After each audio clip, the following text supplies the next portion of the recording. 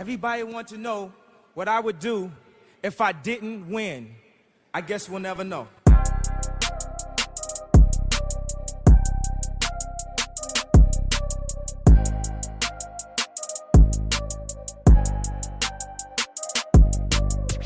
Imagine making a difference.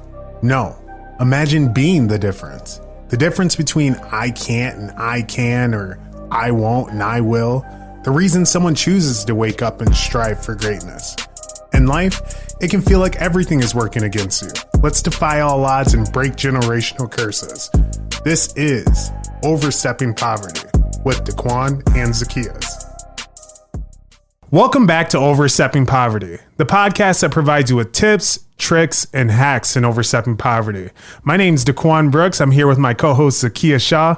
How you doing, Zacchaeus? I'm doing good, man. Excited, as always, to get on another episode of Overstepping Poverty and highlight another special guest today. How are you doing? I am doing great. This past week, I kind of just moved into a new pivotal moment in my life, and that's starting a goal of mine, and that's 75 hard. Everyone's heard of it, I'm sure. And I finally just decided, I'm like, you know what? I'm going to tackle this. I'm going to do it. I'm not going to lie. My brother and my sister did it. And so I'm like, I can't be the only one in the family that hasn't done it. Right. So I've been tackling that, and the last few days it's been tough. It's a mental game. It's you're breaking different habits, like bad habits that you've had for a long time, bad habits that I've had for a long time. So, but it feels good. It feels good. So I'm a few days in.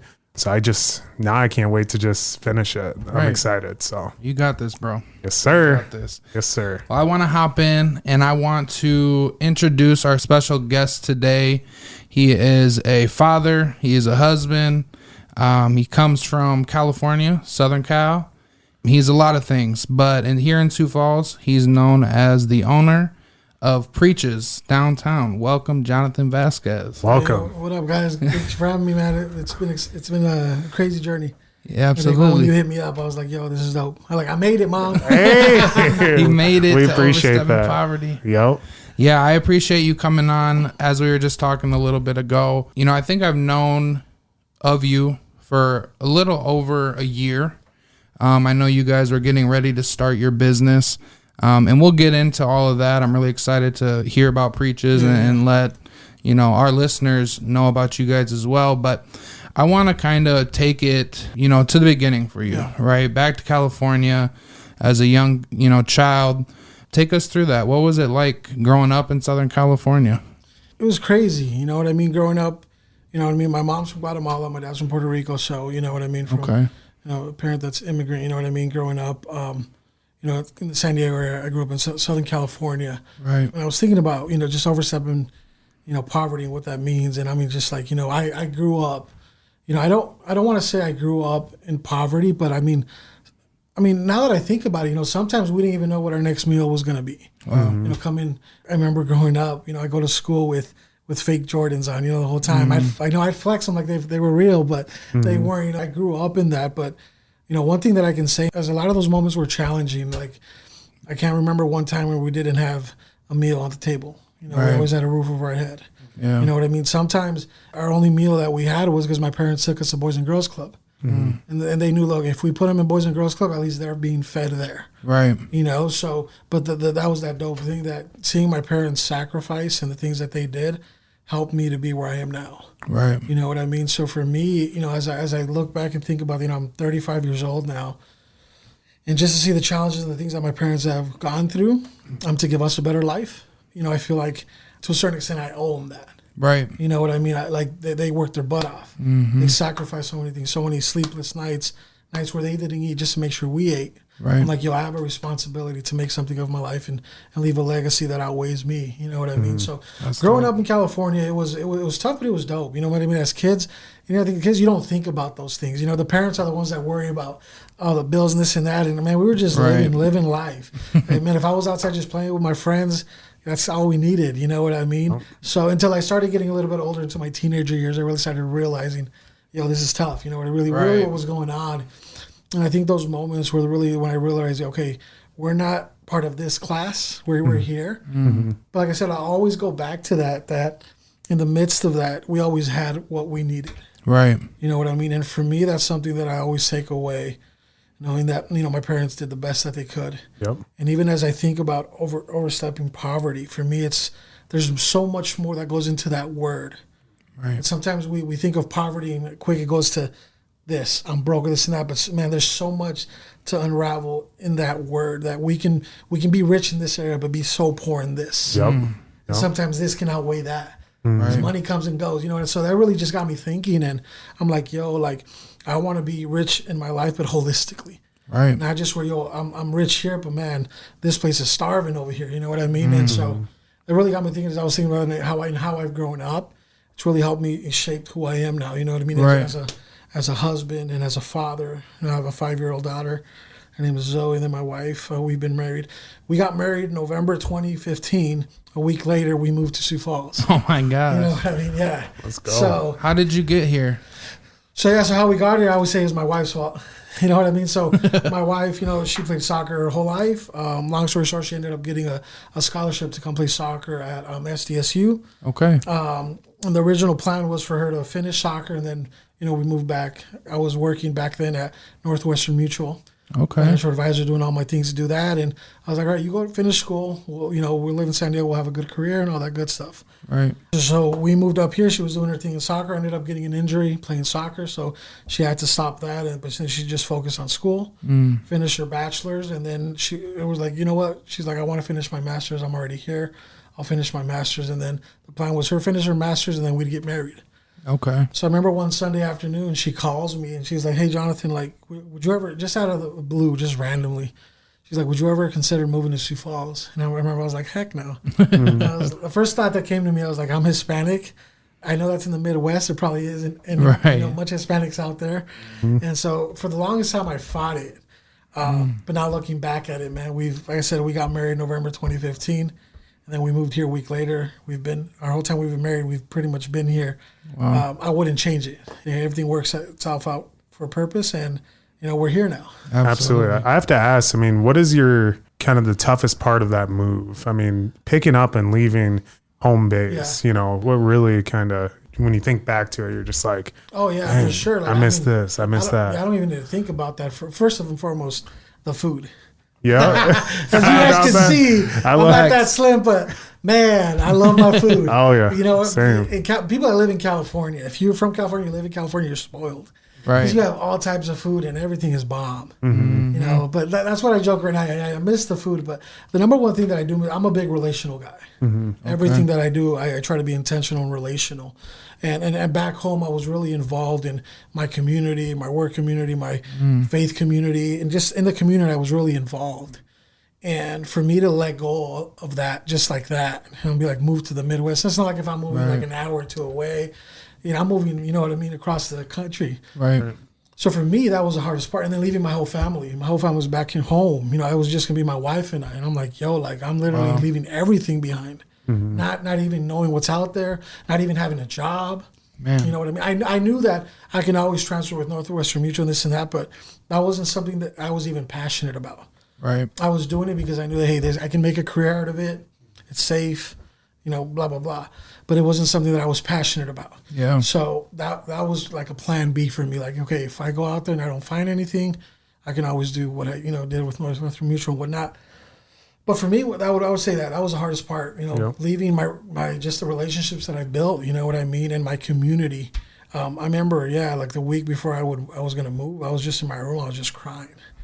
Yeah. Like, I'm really going to leave this, like my family, my friends, everything. And for me, that was so hard, to leave that behind, knowing that I don't know what's to come or what's going to be there. Mm-hmm. You know what I mean? But I did know, I'm a relational guy. So because of that, okay, I'm gonna do everything I can to then what am I going to do to build those relationships? You know what I mean? When I'm out there, so kind of just help change my perspective on that, of not focus on the negative, but then try to turn that and be like, okay, this is where we're at. We know that this is what's best for us now.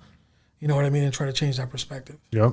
I like that, because I know there's probably somebody that's going to listen to this that is kind of at that same crossroad, right? Of thinking, should I go do this or should I stay? I have my whole life here. what would you say to some of those people that are on the fence? What was something that really helped you come to terms with that? For sure. I mean, and I hear that from a lot of people that live here in the Midwest. They're born and raised. They're not leaving because it's all they know. Their family's here, and I get it. You know what I mean? But I've seen how a lot of people have lost opportunities for things because of that. You know what I mean? And for me, and that what I would say to that is like, we're all afraid of the unknown and uncertainties. As human beings, if I'm going to go right, I know what's going to be here. If I'm going to go left, I know what's going to be here. The moment we don't know that, we freak out. You know what I mean? But to me, to that is like, things are already planned out for us. You know what I mean? And things happen for a reason. Right. So if I know that, I'm gonna take this big step, and I might be leaving all this behind, but it's not gonna be in vain. It's gonna be worth it. You know what I mean? Right. And at the end of the day, and I was just talking about it with a good friend of mine. He lives in Arizona. We're on the phone. As I'm getting older, I don't see things as mistakes. I see them as experiences. Yeah. So even say, I move out and say I come to find out that wasn't the best decision, or I shouldn't. For me, it's an experience, and I feel that one way or another, I can always learn something through that. Yeah, for It'll sure. help me. You know what I mean? So if that means that I have to come back or whatever that may be, that's not the end. Right. It's not, I didn't make the right choice. My life is over. No, okay. What did I learn from this? And it's never too late. You know what I mean? So that's how, Facts. I would just say that. You know what I mean? It's never too late, and take it as an experience. Right. I like that as well. That's a very powerful outlook, and that's one thing we always talk about on the podcast. It's all about your perspective, Yeah, and that can make or it can break you, because you could have had a terrible experience out here just because if you're leaving everything, and if in your head the entire time you're like, this is not going to go well, this is not going to go well. Well, the things that we think typically become true. It's exactly. I said it in our previous episode where Bob Proctor, he said a quote that always just stuck with me. And that's, if you think it, you'll be able to hold it, That's good. And I always believe in that. Exactly. So if you're thinking negative, it's going to end up being negative. If you think positive, it's going to be positive. I heard it said, it's if I believe a lie for so long, that'll become my truth and my reality. Man. The longer I believe that this wall right here, if it's a wood wall, I believe it's red. And I keep telling myself that's what I'm going to believe. Yep. Even if there's evidence that it isn't. Yep. That's how just powerful our mind is. Yep. Right. So I think, perspective is so huge on how am I looking at this? And I know it might sound cliche, and people have said it. Am I looking at the glass half empty or half full? Yep. Speaking of mindset, how has the mindset changed for Jonathon, 7 days, a week before November 20th, 2015, and now? What's the difference between that Jonathon and this one today? Oh, man. For me, it's so much to unpack in that, especially those that are fathers know, you know what I mean? Like, obviously, just having Zoe, my little girl, has just changed my life drastically. You know what I mean? But I think, too, and I still am, I'm still working on it, but I was a lot more selfish, you know what I mean, back then than what I am now. You know what I mean? I said I'm still working through that because I can still be selfish at times, you know what I mean? But I would say I was a lot more selfish back then, and now realizing where it's not just about me. Like, the decisions that I make now don't just affect me. Right. They immediately will affect my wife, my daughter, and now even more so, the people that are on our team and all that. It's like I'm realizing that now more. Yeah. Not that back then my decisions didn't affect more people. Now I'm just aware of that. Right. Like, my decisions now affect more than just me. You know what I mean? People that I might not even know. You know what I mean? So for me, I've grown in that just to try to be more aware, more intentional. Yeah. So back then I didn't really care. I was trying to live it up. You know what I mean? Blah, blah, blah. But I think for me, that's been a big thing, being more aware of, the decisions that I make now will affect not just me, but a lot more. Yeah. Absolutely. That self-awareness is definitely big. I kind of want to move a little bit forward here. Obviously, you stated you moved here to Sioux Falls. It sounds like when you were a financial advisor, when you moved to Sioux Falls, you weren't doing that anymore. To be honest, I stopped doing that. I stopped doing that, and as you get to know me, faith is a big part of mine. My wife was really plugged into a church here locally, and what I did was I came and I interned at that church. I interned for that summer, and then at the end of the internship that summer, they offered me a full-time position. Nice. And so I went on and did that for 7 years. Yeah. So Wow. So for me, like I said, it was like, when we came over here, it'd be a lot easier if I had a job, if we had this and we had that. We didn't, you know what I mean? But like I said, I knew I had this plan B, and I'll touch on that later on, but like, to me, it's like I didn't want to do that, and I not just that I didn't want to do that. I knew that I wasn't called to do that. Sure. it was a safety net for me. And so, I took this opportunity, and I was just, blessed enough that I got that opportunity. And, they offered me a full-time position when that internship ended, and was there 7 years until I came off of that. That's crazy. To open Preaches. That's amazing. That is really amazing. Because you didn't know. No, I didn't know that was going to happen. It would have made the decision a lot easier if I would have known that. Right. Well, I got this set up, it'll be fine. No, I didn't know that, and took that leap of faith, and trusted that God had a plan in that. Yeah. Even though I couldn't see it. You know what I mean? Knowing that, okay, God, you have a plan, whatever that is, we'll see it come. And eventually, we did. Yeah. With your faith being so big and important to you, how have you kept that faith in your life with all those changes? Moving here, having a child, starting a business. Like, how has faith guided you through all of those things? For me, I'd say that's the only thing. Like, and what I mean by that is, like, if I didn't have that, I don't know where I would be. You know what I mean? That knowing that, I know, regardless of all the uncertainty, regardless of the unknown, I know I have this here. Right. And whatever that may be to anybody, it's like, for me, that was a huge thing where I know, like, in the midst of not knowing, I know that I have this. Right. And so that was the thing that really helped me move forward in knowing, okay, things might not look the way I wanted them to right now, or I don't even know what they should look like, but I know I have this. Mm-hmm. And I know that I can go to that and count on that. Right. And for me, that was a pillar in my life early on since we moved to Sioux Falls, knowing, okay, I have this. I know everything else will work itself out. Right. And so for me, my faith was, that's everything. You know what I mean? Like, that's just part of who I am. You know what I mean? For me, and I say this in all humbleness and everything, and it's not something that I do. It's just part of who I am. Yeah. You know what I mean? That was very instrumental in my life, and especially in the season of moving to Sioux Falls, was I knew that I had that anchor there. Yeah. So then I knew everything else would just take care of itself.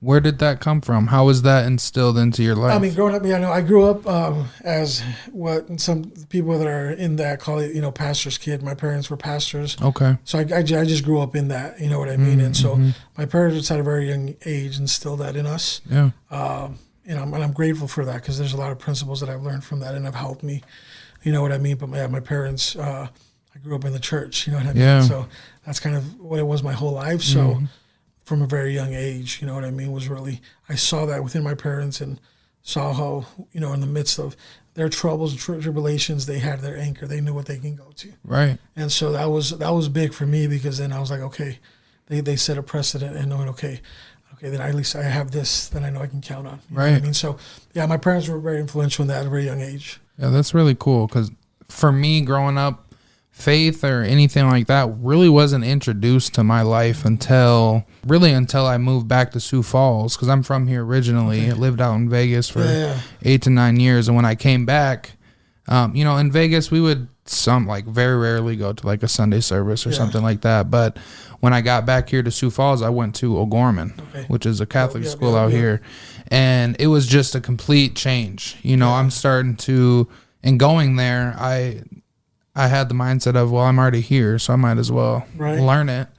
But that was just my first experience with it. And I think it's cool, just the differences between somebody like you who grew up with always having that in their life and being able to rely on it. And then there's a lot of people that they don't get introduced to that for so long. Sure. And then when they do, they may have different types of thoughts on who that is to them, and it's so different and so personal to each individual person.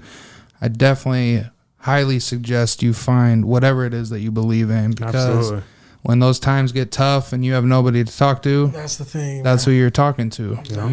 Find a place for that in your life for sure. Yeah. Because regardless of where you're at, and that is like, I don't feel that we were meant to do life alone. You know what I mean? And when you have those there, and you have that one thing that you go to, you know what I mean, whatever that may be. For me, my faith in that is like, I know that I have that there. Right. You know what I mean? And so, that's a good word. I love it. I love it. Going off of that, I kind of think back to just growing up and different stages in my life, and just how I always had someone that played a pivotal, moment in my life, or a pivotal time in my life to be either a mentor or a role model. whether it's my brother who taught me, football, and that gave me my career and inspiration to play football. My best friend's dad, who was my basketball coach, and he was kind of a father figure for me, or my mom, Diane, who taught me how to really control my emotions and how to break barriers like with myself and others by writing things down to really figure out myself. Yep. Who would you say is a big role model for you? That's one of the things, man, that I definitely wanted to talk about. I'm assuming everybody has said that that's one of their tips. But like, man, mentors and role models are huge in my life. Huge. I have 3 mentors, you know what I mean? And for me, they've been just so instrumental in my life, you know what I mean? One of them has been my pastor. Another one is he's a financial advisor. He has his own company though. He lives here, but his office is in Dallas, Texas, so he flies out. Okay. And so he's one of them. And then a guy named Astor Chambers. He was actually an exec at Nike. He was an exec at Adidas, and he ended up with Apple. Mm-hmm. And now he's been really mentoring. He was actually out here with us about a couple months ago, checking out the store and really helping us on this journey. Wow. They've been very instrumental in my life. And like I said, it's just been so cool to see how the pieces have come together. Yep. Man, but I can't stress it enough, and I'm glad you brought that up, man. Having mentors in your life is so important. And I think especially, our generation, but even the younger generation, Gen Z, sometimes we can get in our way to think that we got it figured out. Yep. We know it all. Yep. It's not, but please, I can't stress this enough, and I want to save you so much time, money, everything. Find yourself a mentor. I think there's so many people out there that want to help, and I think, finding a mentor in our lives it's just huge. Mm-hmm. And if you need help doing that, whatever that may be, it's just ask. But I think it's just so important that we find that one or two people that can help us walk this journey. Because, man, when I started really figuring it out and seeing like, I can get the wisdom of this guy that's been doing this for so long. It's going to save me so much headaches. Yep. So much, you know what I mean? It's like, I want to get that. But then into that too is like, I remember at the beginning, I was like, I want to be a sponge. I want to be a sponge and just take it all in. But then my mentor started helping with that. I was like, don't think about it just being a sponge, because when you're a sponge, you take it all in, but what are you doing with it? Right. It just sucks it up. Right. It's like be more like a reservoir. You know what I mean? So I started thinking about it more. Okay, look, I want to take that in, but then how is that coming out? Right. You know what I mean? Yep. And because then how can I be that to someone? Mm-hmm. You know what I mean? So yeah, but I can't encourage you and stress it enough. Find a mentor. That's huge in our lives. At what point in your life did those mentors really come into your life, would you say? Back home in California, I had a mentor, and he still is, but we're so far away. I still link up with him quarterly, you know what I mean? And we link up, but he was very instrumental in me realizing, like making this move was the right thing for my family. Mm. He's the one that really sat me down, a week or two, before that move, and because I was really stressing with it and really having a hard time with it. And I remember he really sat me down and helped me with that perspective aspect and really helped me see it in a different lens. And I can't thank him enough, because that was a very pivotal moment in my life. I was coming, and even though my wife wanted to come, even still, like a week or two before we were going to move, I was set in my mind, we're not moving, we're going to stay here. Even though I knew this was the right thing to do, what I mean? And he really helped me with that. And so I'd say, early on, that was really, beneficial. And I think it's never too early to find a mentor. You know what I mean? I think there's so many people out there that want to help. I think sometimes as the younger people, we just got to lay down a little bit of our pride. Right. And just take that, because they want to help. Mm-hmm. I was going to say, you really just said it, I think, or answered my question. The question was going to be, what do you think attributes to the younger age people and fighting that and not really wanting to get that mentor? We think that we know it all. We know a lot. Social media has played a factor in that. I always say social media is a very powerful tool. Yeah. It's very powerful, and it can be used 2 ways, the good or the bad. You know what I mean? Right. But I think social media has also done a job. Then there's this instant gratification that I feel that is really prevalent in our society right now. Yeah. I want it now. I want it now. Boom, boom, boom. That's why you even see in new products now. You can lose weight in 10 minutes or this and that. Right. Everything is now it's a microwave era. That if I want it now and quick, you know what I mean? And it's like life doesn't work that way. You know what I mean? And so I think for us as the younger generation, even the younger generation, younger than us, is to not think of it that way. Right. This instant gratification that gratification that you get in the moment won't last. Mm-hmm. You know what I mean? So constantly thinking, okay, what's really gonna last? I'm gonna, a lot of people want they want freedom, but they don't understand that discipline comes hand in hand. You can't separate those. Right. But if you want that freedom, if you want to go and live it out, well, you need to be disciplined. Whether that's your finances, emotionally, spiritually, physically, you need to put the work in here, and this will come. Right. And so for me, that's a big one too, is instant gratification where we want it now. If I don't learn that now, like, you see all these things, you can make money now this fast, and it's all over social media and TikTok. And I think that's, I go back to it's a powerful tool. It's good, but it can also be bad, because then now everybody's mindset is, I can become a YouTuber overnight and I'll make all this money.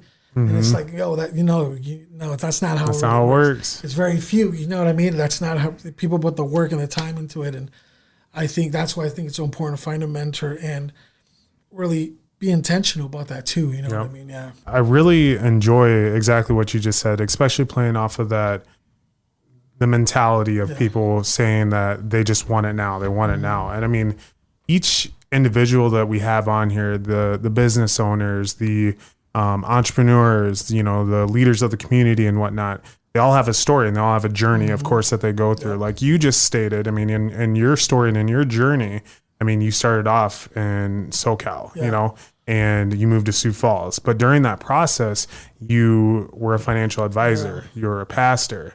And then now, I mean, you're a CEO and founder of Preaches, and so like that journey, like most people where they think you just jump right into it and it just makes it doesn't happen that way. And you're living proof, as well as every single individual that we have on here, and so kind of going off that as well, I wanted to jump into what everyone knows you as is now as that CEO and founder of Preaches. What inspired you to build this business, to build this platform for everyone? I mean, especially even Sioux Falls, like you brought something huge here. I've always been into streetwear and sneakers. Like I said, growing up how I did, I had to find my way of expressing that. So like I said, like I would remember I'd tell my parents, like, can you buy me these Jordans? And they're like, we're going to go to LA. In LA, downtown LA, they have these things in Spanish, they call them callejones. They're alleys where you get everything. Swap, but it's like everything's knockoff.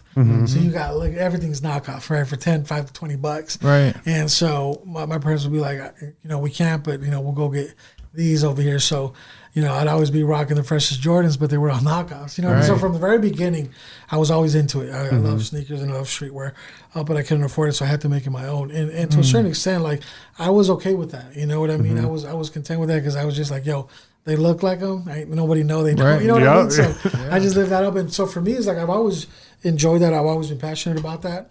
Like moving to Sioux Falls, like when I moved here, I was like, there's none of that here. And for me, like I had been reselling sneakers and streetwear apparel for like 5-6 years now, just doing it from home. And I remember, my wife was finally like, like you have too much inventory in the house. You need to figure something out. You know what I mean? Then when the pandemic happened, some things just kind of clicked, and certain opportunities came about where we're like, like something's missing here in Sioux Falls. And I've always said, like be that change that you want to see. You know what I mean? And so I'm like, okay, every time I would go on vacations, I always make it a point, I'm going to go to these stores because I don't have that back in Sioux Falls. So I remember talking with my brother and a couple friends and my wife. I'm like, like, what if we did this here in Sioux Falls? You know what I mean? Like, what if we brought this to Sioux Falls and gave people an experience? I'm big on experiences. My mentor told me, people won't remember what you tell them, but they remember how you made them feel. Yeah. And so for me, I'm huge on giving people an experience, how people experience things. And so I'm like, what if we did something and provided something for people that, they experience when they go on vacation? You know what I mean? Why not? Going back to what we were talking about earlier, why not here in Sioux Falls? Yeah. And so for me, that was a big thing that I took on, was like, I believe that we can do something special here in Sioux Falls. And here in Sioux Falls, we're like about a year and a half, 2 years behind fashion trends. So we knew that, we would be coming in the right time to really kind of help shape where culture's going here in Sioux Falls, South Dakota. For sure. You know what I mean? And through that, we were able to link up with Tyler and some other guys that are, killing it in the community with that. And so, for us was a big thing of like, I was always been into streetwear and sneakers. And I'm like, okay, why don't we just really, and I'm always big on really wanting to make an impact. I've always been taught that from the very beginning. So I'm like, if I can take what I'm passionate about and do something with it within our community, why not? You know what I mean? Right. And offer that to people here in Sioux Falls. You know what I mean? So that was a big thing. Love it. Yeah. That's dope. Tell us about the sacrifices, man. The sacrifice that it took to even get this thing up and running. Yeah, bro, people don't know, man. It's funny, like my brother and I, and even Tyler, we talk about it all the time.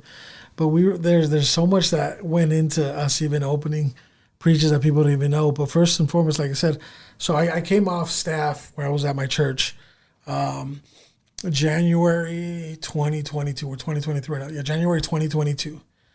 We were in the process, literally in January, the first week of January, to buy a new home. And we had the paperwork and everything, and we were going to buy a new home. Long story short, it was a mess. We got out of that, ended up selling our house, and then we moved downtown in March, and then boom, we opened our store. Wow. So like I remember talking with my wife, there was so much going on. I just boom, like came off stable career, blah blah, church, getting salary, all that, being well taken care of there. Right. And then now going to like, we're going to sell our house and, open a new business. Right. and I can't say it enough, man. Like having, my wife has been so supportive. That's huge. She's always believed in me, and my number one cheerleader, and always been supportive. And so sometimes I can't believe how much I'm like, I'm crazy and you still believe this? You know what I mean? Right. But yeah, so, we sold our house and then we moved downtown because the reason why we moved downtown too, I was like, I want to be a part of the community that we want to impact. And we want to be, I want to be there. I want to be immersed in it.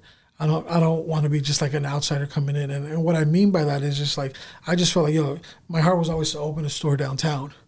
So I'm like, if I'm going to be downtown, I want to be in that community. I want to visit the restaurants. I want to be a part of the community there. I want to be in the coffee shops there, because I was noticing, I used to live, and we had a nice house in the southwest side of town, but I rarely got downtown. I rarely went downtown. And so I told my wife, like, okay, like let's try this out, living downtown for a year, see how it goes. We're right there close to, where we're going to have the store. And it's been awesome, So that was a big sacrifice, I'm like, I just sold our house. And what if this doesn't work? What if this doesn't, you know what I mean? Like, and we're like, but I'm going to tell my wife, like, okay, we don't have a plan B. Like, our money, our savings, we're investing it in this. This is all in here. Right. We took with my wife's not 401k out. This is it. All money in. There's no plan B. Like, we will make it work somehow. You know what I mean? And so we got that hurdle. And then the other one, and a lot of people don't know about this, and I don't like to talk about it much because it's cool that people don't know it, like what we went through, but it's a cool story. So long story short, we were supposed to open the store July 8th, right? That was July 8th of 2022. A week before that, so the weekend, the 4th of July weekend, so it was a weekend before that, I was on my way to a meeting, but I was like, I'm just going to stop by the store, see how they should have been finishing it up. The contractor was like, he's like, this weekend, the weekend before you guys open, you should be able to get the keys of the warehouse so you can start bringing inventory in. And during the week, set up the showroom, blah, blah, blah. It's all good. Fine. And so I get there Friday at 10, and I to go pick up the keys. And the foreman was there. And I'm talking to him. And I'm like, I'll just, come and pick up the keys just so we can see when we can start moving things into the warehouse. And then he's like, oh, yeah, you can pick up the keys July 11th. For a second, I thought he was joking, so I started laughing. I'm like, you're funny, blah, blah, blah. And he's just stern face. Nothing. Like, he's serious.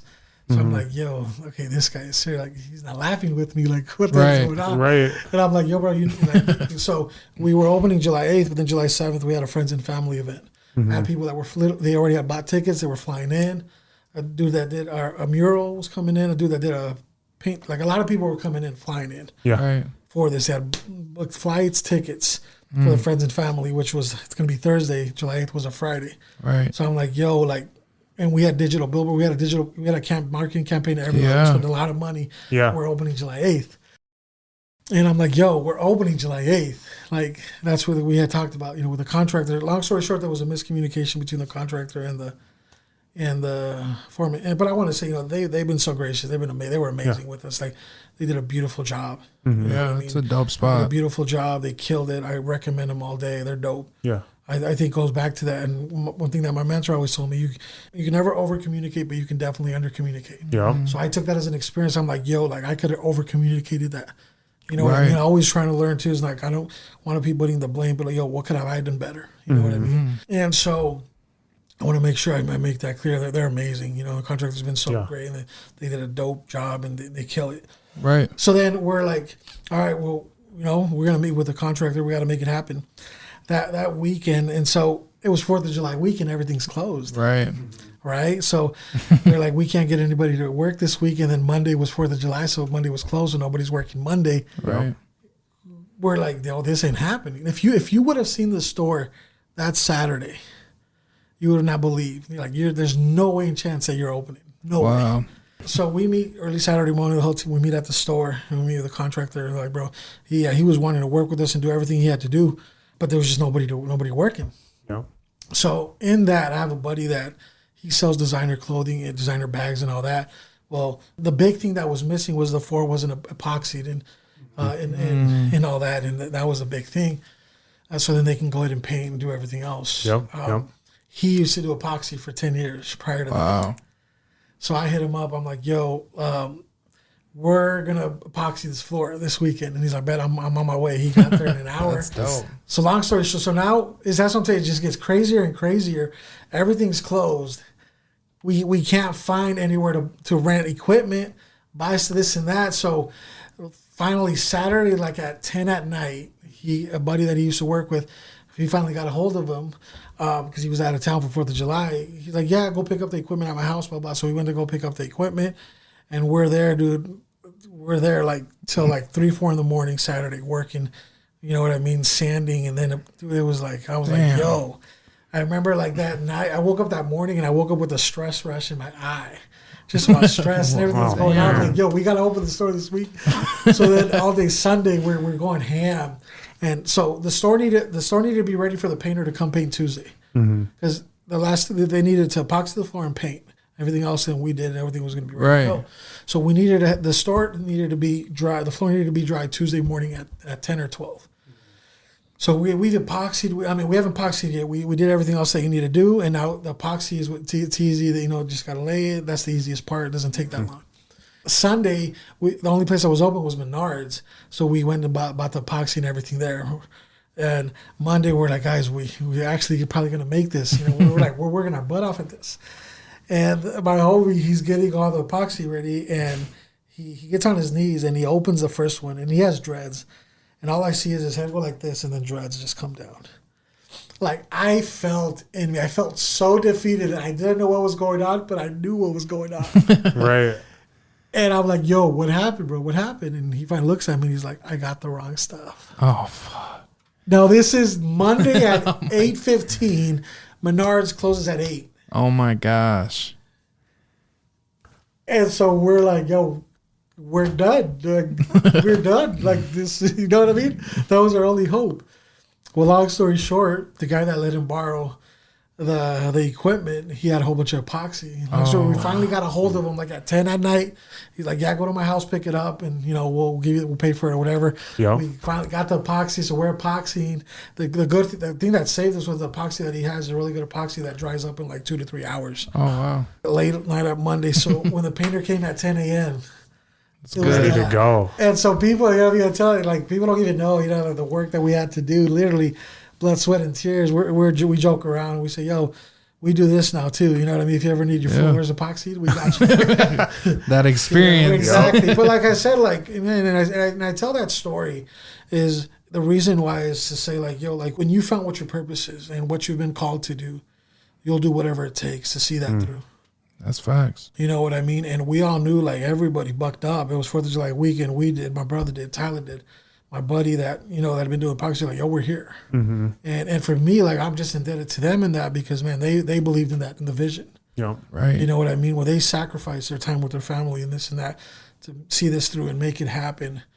And for me, that's a thing that I would say is, man, whatever you feel like you're being called to do, there's going to be obstacles. There's going to be things don't always go your way. Yep. Mm-hmm. And you guys know that. You know what I mean? Absolutely. Stuff never goes their way, especially as an entrepreneur, business owner. Things don't go. Yep. And I wish in a ideal world, everything just works out. Mm. Perfectly. It didn't. And you know what I mean? So those are things that, when you feel, when you're called to do something, I'm passionate. This is what I'm going to do. Be prepared. There will be obstacles, but you'll be able to get through it. Right. You know what I mean? You have those people there with you. you'll be able to get through that and see it. And I think that makes everything a lot more for us. When we look back at that, we value it a lot more. Yep. Oh man. You know what I mean? Like, yo, like we literally put our blood, sweat, and tears into this. Yeah. You know what I mean? To make it happen and to see it through. And for us, is, you know, we're very proud of that. You know what I mean? Yep. And so, yeah, those are some obstacles that we had to, you know, endure in the process of you know, opening Preaches. Man. Yeah. Well, thank you for sharing that. Yeah. Because that's crazy. And that's how it was, kind of, not to that extreme, of course, but when we were starting this, it felt like almost one thing after another, and you're like knocking them down. And when you actually, well, let me ask you, what was that feeling that first day you guys opened up the store? Yo, it was a blessing. I remember I started crying, bro, just seeing the people lined up. There was like 40 to 50 people outside the store. We hadn't even opened yet. Yeah. Right. You know, and the funny thing about that, and this goes to that, you know what I mean? Like, so I had ordered a mirror for the store, and I had to go pick it up at Walmart. I had to pick it up the day of. Long story short, they got the wrong one. Of course, right? I ordered the right one, and they said they had it in stock, and they gave me a different color one. Mm-hmm. And so somebody went to go pick it up, and they brought it to the store, and I was all frustrated and mad. And this was a good moment for me to check me and to challenge me. My brother wanted to go pick it up, and he brought the mirror, and I was just frustrated. I'm like, yo, we're about to open the store here in an hour, and they got us the wrong mirror. And when I went to go put the mirror, so they had painted everything, but whatever it was there before, they had taken the stickers off, but they had wording there that the indent was still there. Mm-hmm. So if you look close enough, and I'll show you when you guys go to start showing, when you go close enough, you see what it says. Mm-hmm. And as I'm putting the mirror there, being frustrated and stressed, literally what the sticker said is, "Don't stress the small things." Oh my gosh. That's them signs. Yo, I was like, I remember, like, bro, it was a moment because I was so mad and stuff. Wow. I was, oh, you know what I mean? And when as I'm putting the mirror right there, it says, "Don't stress the small things," bro. I was just like, I started tearing up. I'm like, yo, like, you know what I mean? That really taught me a lot in that moment of, literally not stressing this. It's a mirror. Yeah. Right. We'll figure it out. And we still have that mirror to now. Right. We're rocking with that mirror, but that taught me a lot in that moment. You know what I mean? Of knowing that, you know, things are going to come. Yeah. Things are going to come. It's not a matter of if, they will. It's life. Yep. You know, we go through life in these seasons, and there's ups and downs. There's good seasons, there's bad seasons. And I think is knowing that, the thing that helps me and keeps me moving forward is when I'm in those low seasons, it's temporary. Mm-hmm. It's just a season. Yeah. You know what I mean? So that was a funny thing. That's big too. Tell us about your partnerships. It's you know, we've been reading up on you and whatnot, and it seems like you guys have come a long way in a year. You know, Yeah, absolutely. Yeah, that's a big thing that we even talk about amongst our team. Like, you know, the things that we've been blessed to do and partner with. Only being now just about to be a year into it, doesn't really happen that much. You got to, you know, build into that, this and that. But man, people have really believed in us and championed us and really just given us opportunities and really, you know, taking a chance on us. And we're just forever grateful for that. But one of the bigger partnerships that we have is with the Skyforce. Yep. That's been really, really dope partnership to be a part of. Yeah. And the team out there has just been so welcoming. You know what I mean? And it's been cool because for us, and like I said, for us is, we don't just want to be known as a sneaker store. Mm-hmm. Even in that, when people ask me, "What do you guys do?" or this and that, like, and we're still figuring what that wording is or whatever one would say. Yeah. But we don't just want to be known as a sneaker store. For us, is we really want to make an impact in our community by doing what we're passionate about. You know what I mean? Yep. And so within that, we really want to partner with everything that encompasses culture. Right. You know what I mean? So we had that opportunity with the Skyforce. We're like, yo, this goes hand in hand. Mm-hmm. You know what I mean? And so that's been a beautiful partnership, and it's been dope to see what's going on. We have some really cool things that we're going to do this coming season. I can't say too much on that, but we're going to partner up, and we're going to do a sneaker convention together. So that's really exciting. That's going to be dope. We have some things coming down that. That'll be in the fall. Just cool things like that. Then we partnered with a good friend of mine. His name is Dom. He owns a barbershop in Rapid City. Okay. Called Sixth Throne. Yep. They're killing out there. Dom cut it. He used to cut my hair. Okay. Shout out to Dom. Yep. He used to cut my hair. I was one of his first in his apartment. Or what? No, we lived out there though. We lived out there for 3 years. Okay. Yep. Well then Oh yeah. And he's come a long way, man. Yep. He's been killing it, man. He's been killing it, and so That was another partnership that we did, and it was just cool how we got connected in that. And so they've come out here and they've used our shop to cut hair and stuff like that. And then we've gone out there and done a pop-up and stuff like that. Oh, and so that's really cool. Yeah, just to really build that partnership. And another thing too is there's this sense of it's the East versus the West when it comes to South Dakota. You know what I mean? Right. Yep. So we're like, that'd be cool. Coming together and doing that. And here at the end of July, we're because of the partnership that we have, and Dom's been just cheering us on. We're doing this barber convention in Denver called Rumble at the Rockies. That's a dope thing. It's a big convention it's a barber convention, but they asked us to be there. Wow, and we're gonna be the only sneakers store there. Let's go. So it's just been cool to see these partnerships and things come because we want to impact the community. We want to involve other things that are part of the culture and things like that. So for us, we're always open to that. You know what I mean? Yeah. Just doing different things like that. And so we're just really excited with what we're doing with that. And we're partnering with a couple other people that are going to be coming on board here soon. And we're going to do some cool things with them. Once we have that finalized, I can talk more about it. But we got some cool things coming up. That's awesome. And our heart in that has always been to, really partnering, with people that are killing it here in the community. You know what I mean? Early on, I was like, we need to partner and do this and that. But then my community and the people that are really speaking to my life were like, that's cool and all that, but what about the people here in the community that are here? And that really helped change my perspective. And I go back to having those mentors, those people that will challenge you. That helped me so much. I'm like, there's a lot of great creatives and people here, great programs, organizations. Why don't you partner here? And so that's really been our focus. We were really going to partner with a big company that does sneaker conventions around the world. But they're global, and so we're like, we're scaled down and really work on here first. Yeah. Sure. You know what I mean? And then when we started doing that, these opportunities came about. So, like I said, everything always works itself out for the good. But for us, we're trying to be intentional about who we partner with, how we do it. Yeah. And talking about it with my brother, and I think, you guys probably attest to this too, is like, for me, is like, I want to impact the community to show other people that look like me that, I can do this too. Yep. I grew up really having nothing, you know what I mean? And so for me to be like, if I can do this, anybody can do it. Yep. You know what I mean? And for me, that's huge. Like I said, I don't just want to be another owner in Sioux Falls. Like, I really want to impact our community. And I want people to see that. And I want kids that are younger than me that come into the store that, somebody that looks like me or us can do this as well. Yep. You know what I mean? And so for me, going back to what's that legacy that I'm leaving?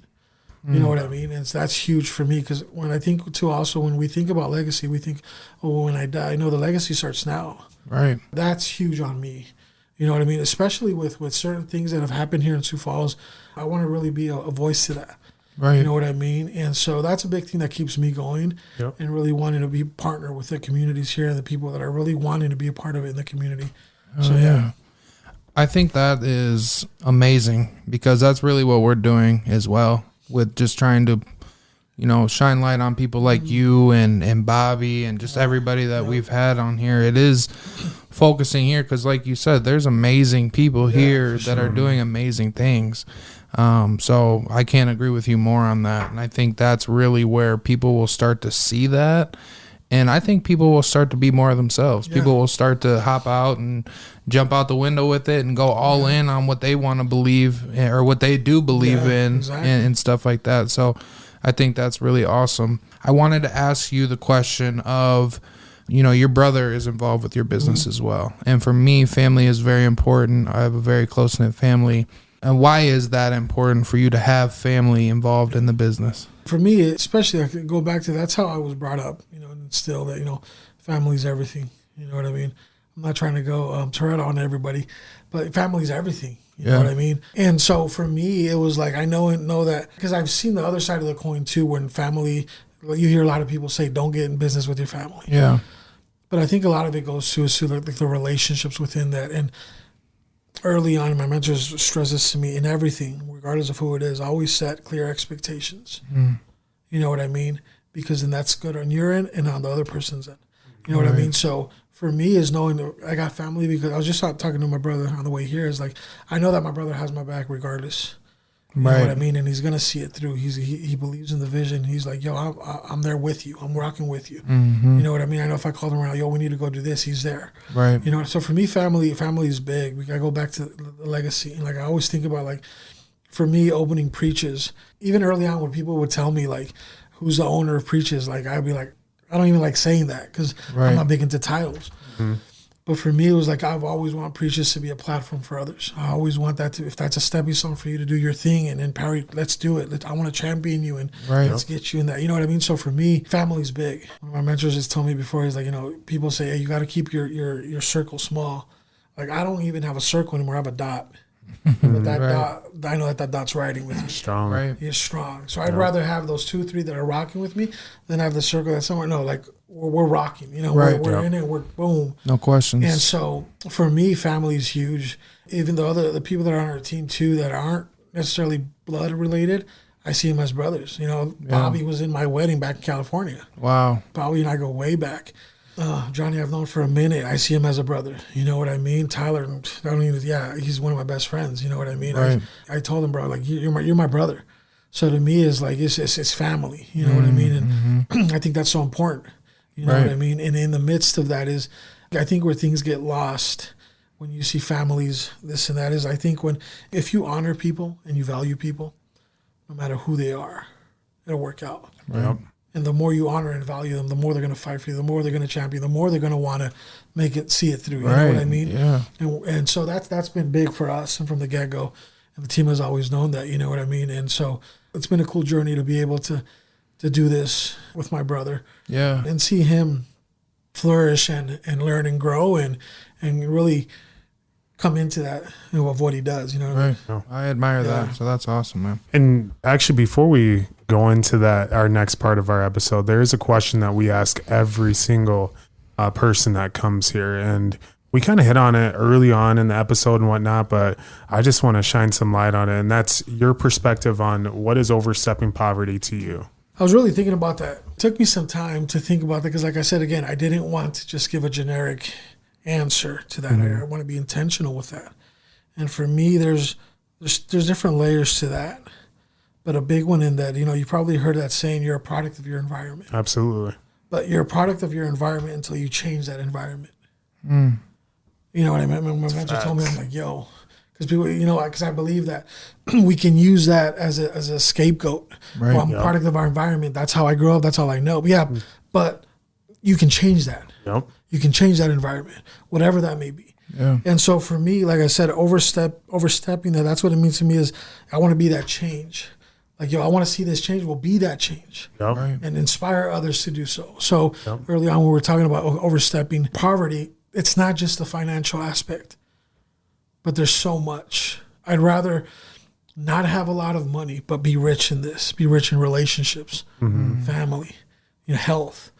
You know what I mean? Because like I said, money comes and goes. So for me, overstepping poverty is really that to me is like, yo, like I grew up a certain way, but that doesn't mean that that's what I'm destined to do or be. I can change that environment and I can change that if I put my mind to it. Yep. Yeah.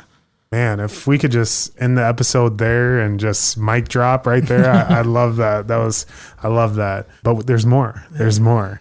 So now we want to actually open it up to our next part of our episode, what is called Roundtable. This is where you can ask us questions, things that you've thought of course, ask Zacchaeus and I. So I want you to fire away.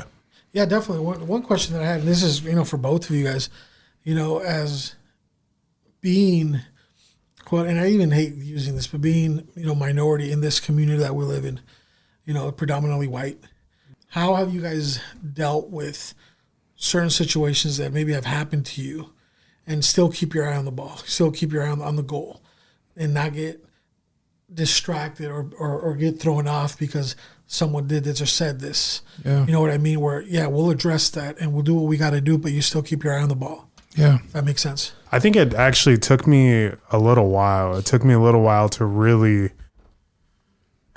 to grow myself individually, because I used to give everyone the power and I would allow them to change my entire day, and I allowed them to control me, you know, and as I continued to grow a different perspective and really just think of different things on how I don't want you to have any control anymore. Yeah. I had to control my emotions on that.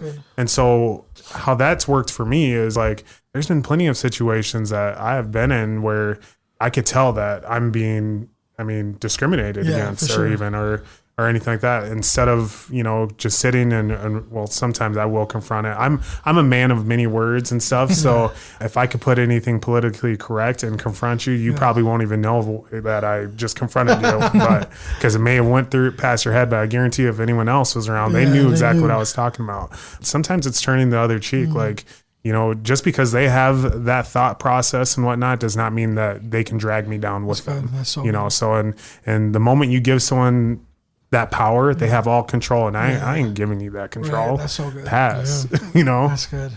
I think for me, that's really the reason why we're here at this table. I was in financial services before as well. I was with New York Life doing a lot of the same stuff.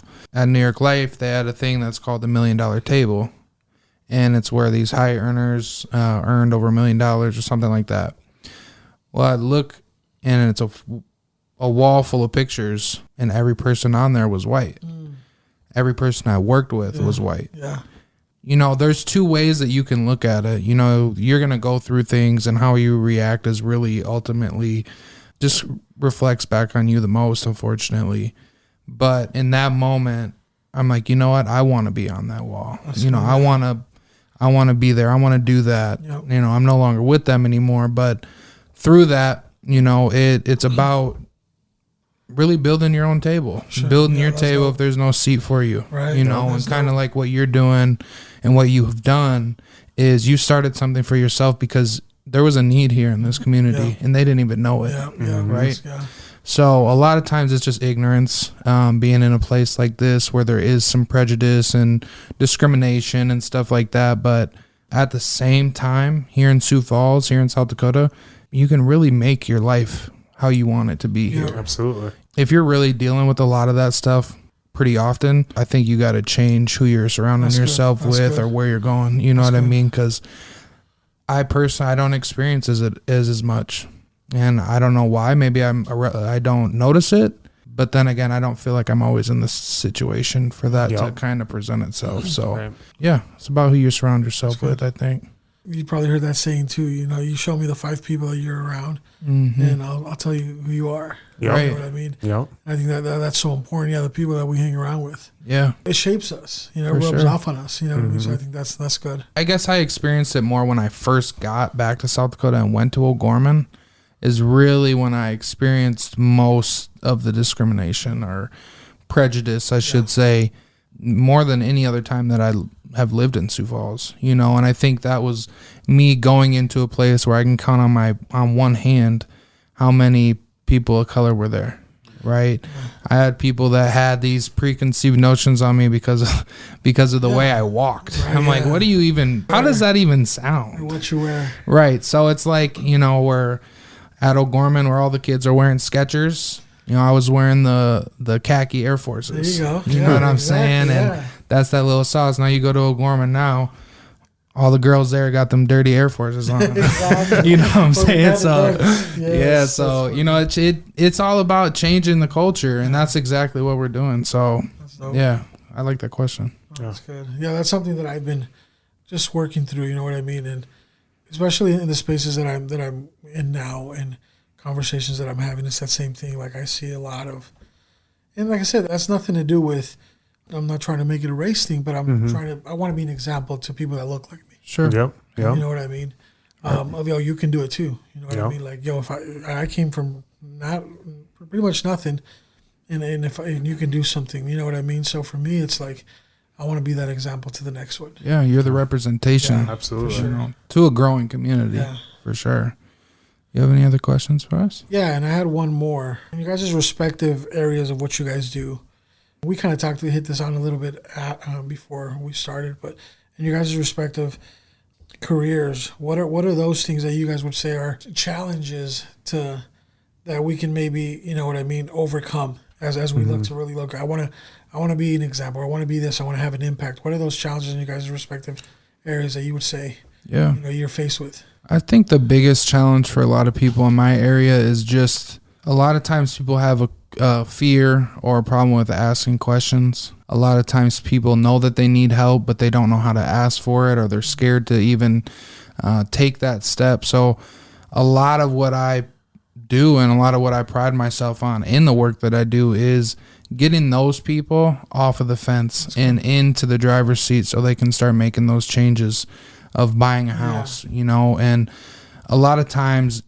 you know, I'll tell people, look, put the application in, you know, if credit's messed up or whatever it is, we'll figure it out. It might not be right now, but at least you'll know moving forward that you have a game plan on the things that you need to do to get in good standing, so you can start to get out there and start building your life, right? So a lot of it is just helping people get over that initial fear. And oftentimes people think that they should know things that they've never been taught. Right. The reason why, and I'm glad you said, because the reason why I asked that question is, I think sometimes too, and I know that for a fact in like the Hispanic culture, if they don't know something, they're not going to go and try to, because they feel either, whether it's intimidated or they can't speak the language, there's these barriers that will automatically push them away from wanting to do something like that. And that this can set them up for success and things like that, where if they can't speak the language or don't understand it, they'd rather maybe not do it. And be like, yo, this can benefit you so much. You know what I mean? And that's why I asked that question. When I was with New York Life and I was selling life insurance, I started to learn, though, a lot of the things that had happened in the past within that industry. And it happened in the mortgage industry as well, where people were discriminated against when it came to trying to go get life insurance or trying to buy a house, even if they were qualified.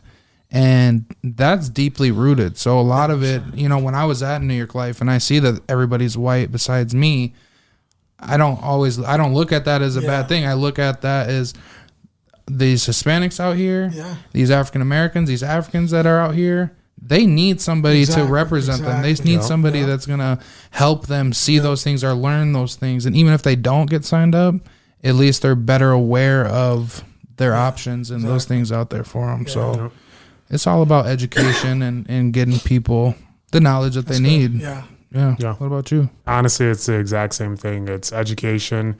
There's a challenge that I always see. You know, I'm in the car business, and I think one big thing a lot of people usually like think of right away is that, I mean, people in the car business are sleazy or they're bad people, you know, like, oh, they're salesmen, they're just trying to sell me and whatnot. And some people do, unfortunately, have bad intentions. You know, unfortunately, there's not good apples in everything, you know, when it comes to that there. But I know that every day that I go to work and whatnot, I'm there to teach. I'm there to teach not only my coworkers and help them learn, but I'm also there to teach and help my customers learn. You know, I'm taking them through a process.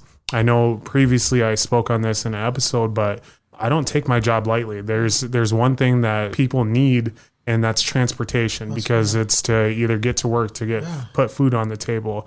Either it's dropping your kids off at school or daycare or anything like that. But it's a necessity, you know, when it comes to that. But also the big thing is just also teaching them on, you know, credit. It's one thing that most people don't learn, and it sucks. It's never too late, but sometimes it's so late that people give up on it, you know. And that's what I'm there for. I'm there to help, and I'm there to really teach you exactly how to start from this process and move forward. And whether if you need help building it or you need help, I mean, really establishing and having that's what I'm there for, you know. And I'm glad you say that, because in the second part to why I asked that question was, I look at it in the lens of like, if somebody was in my position and didn't know how to speak English or respond to it, like, I'll be candid, and I won't say where, but I had a interesting situation happen to me at a dealership here in town. Okay.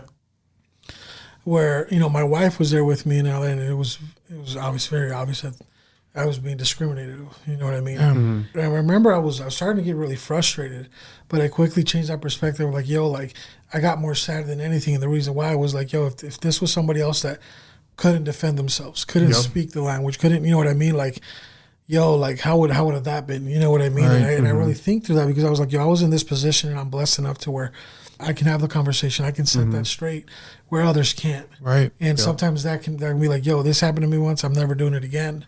You know what I mean? And so I'm constantly thinking, yo, like, how can we educate people? Right. And I don't say this in a negative way, but a lot of it just comes, they're illiterate and not knowing things or the opportunities that they have or this and that. And that was the reason why I asked that question, because, you know, that happened to me recently. I'm like, yo, what if that would have happened to somebody else who doesn't know English or can't understand the language?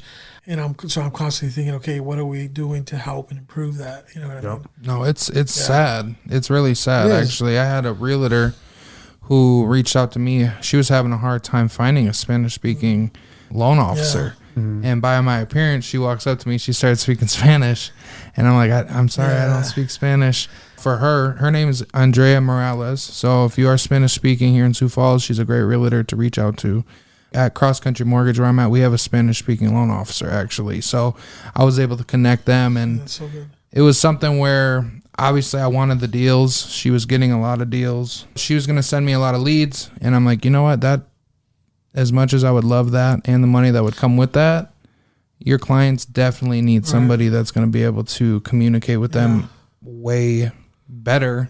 And that's not for me, that's for the client, because they deserve that. They deserve the representation. So, you know, it sucks you had to deal with that, because it's really bullshit. All right, so I want to move into our very final part of this episode.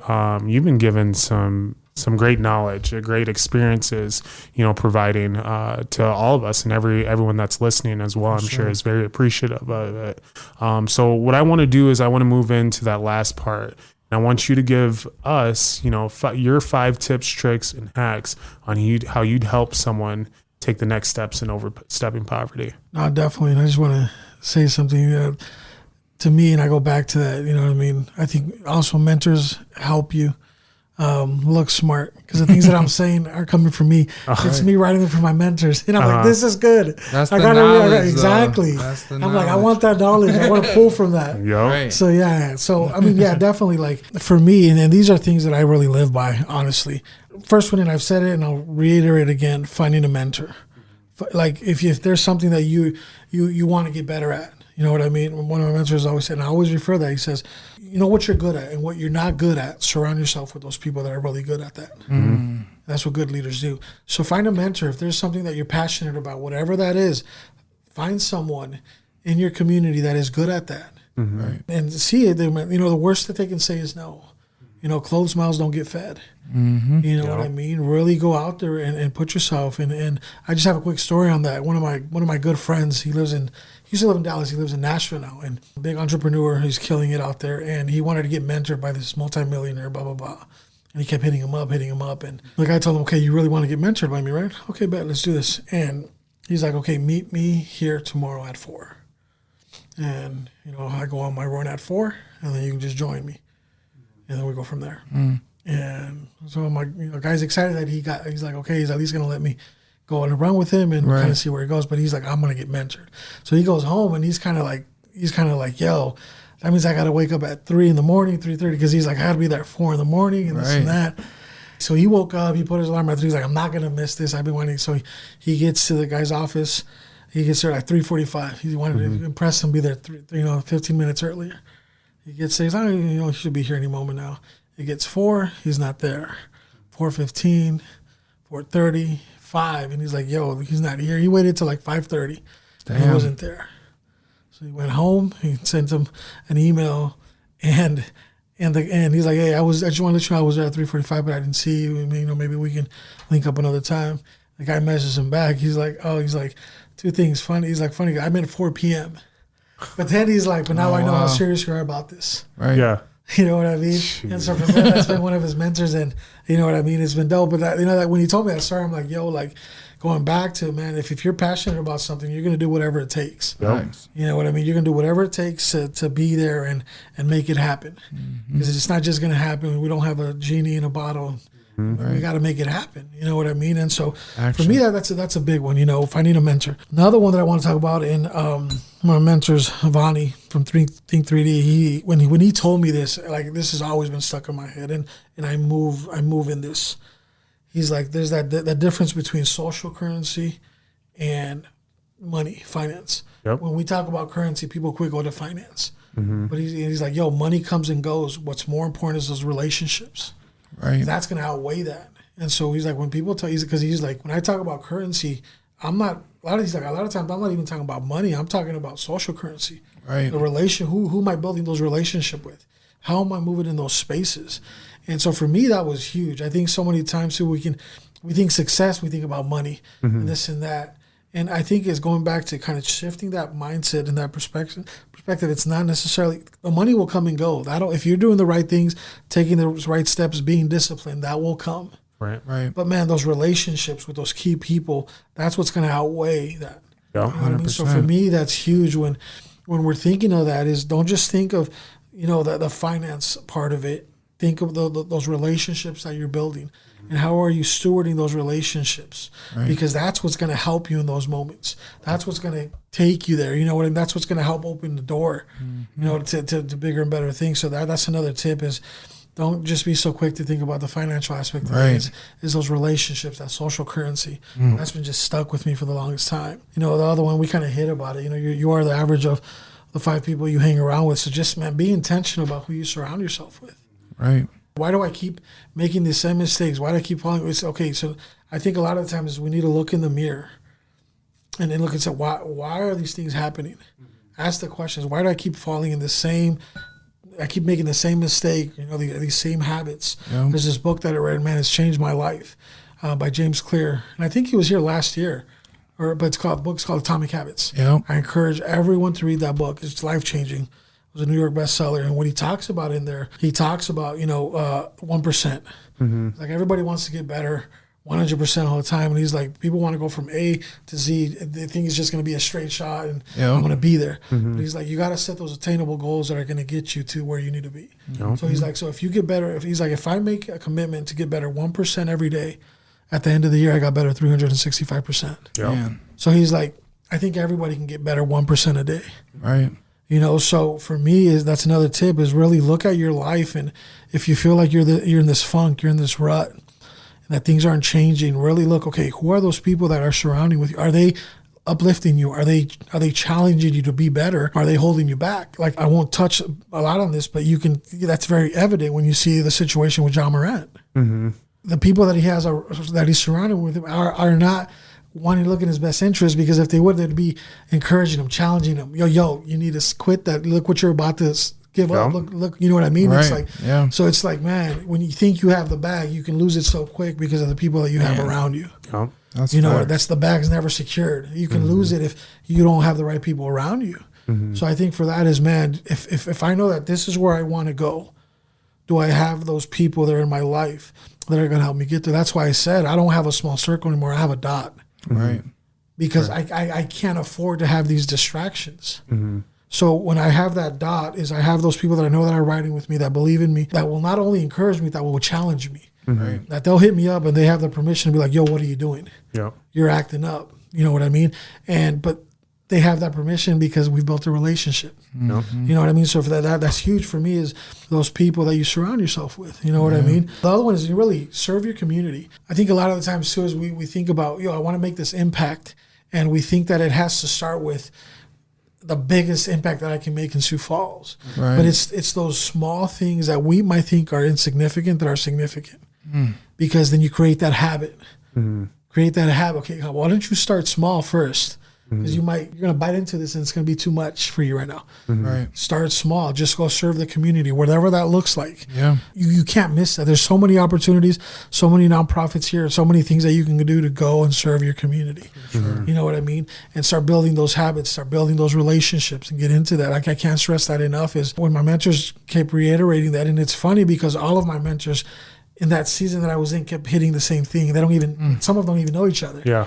So I'm like, okay, what's going on here? You know what I mean? They're kind of telling me the same thing. Yep. There's probably some truth to this. Right. And so those are the things that they, would reiterate. So, man, I just encourage you to go and just serve. Man. Whatever that looks like in any capacity. There's so many things that we can do to serve our community. You know what I mean? That don't take a lot. And also, not everybody needs to know. So if you're going to go serve, there's some times where it warrants and it's good to do. But not every time you need to get a shot, take a picture, put a selfie. Look what I'm you know what I mean? Right. Yep. Just do it out of the heart. You know what I mean? And just see, so many times I've done things like that I go with the mindset that I'm going to bless someone. And in return, I'm the one that I'm feeling blessed. Yeah. Wow. You know what I mean? Right. And so it goes back to that shift in the mindset. And I think the fifth one would be, and this one's been big for me because I'm still a work in process, and I think we all are. As humans, as human beings, we can be selfish and prideful. Mm-hmm. But the big one, I remember when my mentor was challenging me, he said, get people to be interested in you and not impressed. So many times we want to impress people with what we do. Hey, look what I'm doing. Or I ask somebody, hey, how are you doing? Oh, I'm busy. And sometimes people wear that like a badge of honor. Right. Where you can be busy and not be doing anything and not be productive. Right. So even in that, I catch myself now. When somebody asks me that, I don't say I'm busy anymore. You know what I mean? Because I try to be intentional with what I'm saying and speaking out. But it's because I can be busy and do nothing. Mm-hmm. You know what I mean? Real. And so for me, there's like, it started changing that. I don't want to impress anyone. You know what I mean? But how can I get you interested? Mm-hmm. Because then it goes back. There's a relational aspect there. There's more intention there. And start asking questions. So yeah, exactly. Right. There you go. Don't try to make statements, but ask questions. Right. That's what makes people interested. And that was big with my mentors too. Because then they can sniff it out. You know, like early on when I was young and I had my first, I was trying to impress them. Oh, I did this, and they're like, okay, you know what I mean? You're not going to impress me. Yep. And so that's when they were trying. No, I want to be interested. So that's where they ask questions. And I think that's huge. I think, you know, whatever those things, I think they will help you be successful in whatever it is that you want to do in life. Yep. You know, that's why our motto at Preaches is practice what you preach. People ask me, what does that mean to you? I've always wanted that to be a conversation starter. Mm-hmm. So for us, it really just is that is, you know, whatever it is that you're talking about, whatever that may be, just make sure you're living it out. Mm-hmm. There's so many people in this society nowadays that just talk about it, but don't live it out. Yep. So whatever that is that you're talking about, just make sure you're living it out and be consistent with that in life. I think nowadays people want authenticity. Mm-hmm. And I think that's a big thing that we're lacking in this world because of that. We talk about it, but we don't live it out. Well, there you guys have it. The 5 tips, tricks, and hacks and how to overcome, you know, and overstep poverty, those levels of success. We appreciate that so much. And as we're appreciative of the knowledge that you've brought on to the episode here, we're appreciative of you just being here, you know. So thank you so much. Thank you for talking about Preaches and your life journey, whatnot. So I know we are, as well as our viewers are very lucky to have you in here. I'm honored to be here. You guys are killing it in the community. And I low-key stalked you guys and just saw what you guys are doing. You guys are killing it, man. And so when I got the opportunity to do this, I was blessed. It was like we were in Florida this past weekend, and we were supposed to get back Sunday night. Our flight got delayed, and we didn't end up leaving until yesterday night. And it almost got delayed again. Damn. And I was like, I don't want to miss this. We were able to get back, and we figured it out. But no, I'm honored to be a part of this, and really what you guys do inspires me to keep doing and just trying to have an impact in our community. I love that. I appreciate that, man. Yes. For real. Well, there you guys have it. Daquan Brooks and Zacchaeus Shaw. And we'll see you guys next time on Overstepping Poverty. Thanks for tuning in to another episode of Overstepping Poverty. We hope you found this week's discussion informative and thought-provoking. We know that tackling poverty is a complex issue, but by working together and understanding the root causes, we can make progress towards creating a more equitable society.